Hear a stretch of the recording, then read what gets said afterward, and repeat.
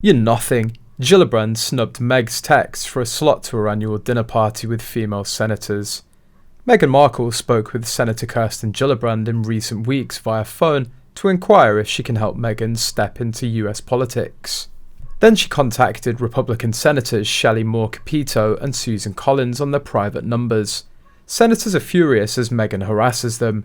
She used her title Duchess to get the personal phone numbers of several female senators who were working on a family leave bill and basically tried to insert herself into the process. Not as a regular citizen, letter writing, voting, etc., but as a player with a seat at the table. She'd even convinced Senator Gillibrand to invite her to an annual female senators' dinner that Kamala Harris hosts every year. Meghan texted Senator Gillibrand to ask her to get a slot to the private party. Luckily, Gillibrand seemed to have been shut down and Meghan never got invited to that dinner. She has no experience whatsoever in politics or anything regarding that topic, yet she thought she had a right to sit at the table with those women simply because of a title. Royal expert Richard Fitzwilliams has since advised Meghan to stop knocking family. Mr. Fitzwilliams told To Die For Daily they have enormous potential and Time magazine made them one of their covers for their top 100. There are all sorts of rumours that Meghan might choose politics. It's also a question of whether or not the Oprah interview and its inaccuracies might one day come back to haunt her if she did. Also, it's an open question whether the American public would like Meghan the Duchess of Sussex.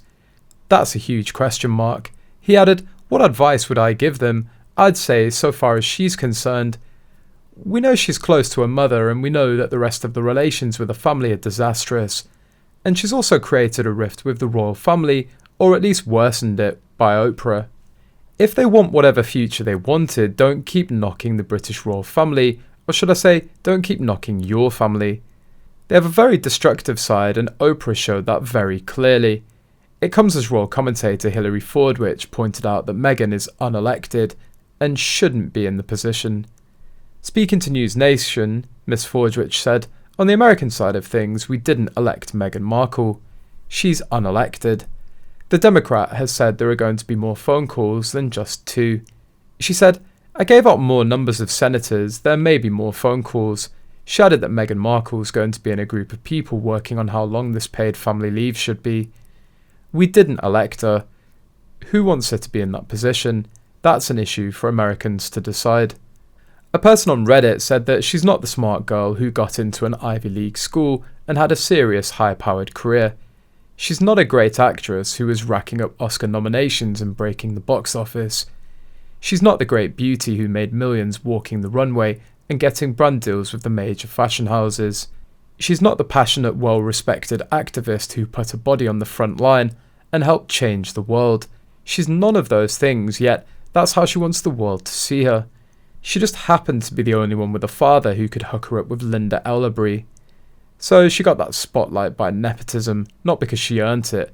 So in her mind, she's earned these things because that's how merit was modelled to her.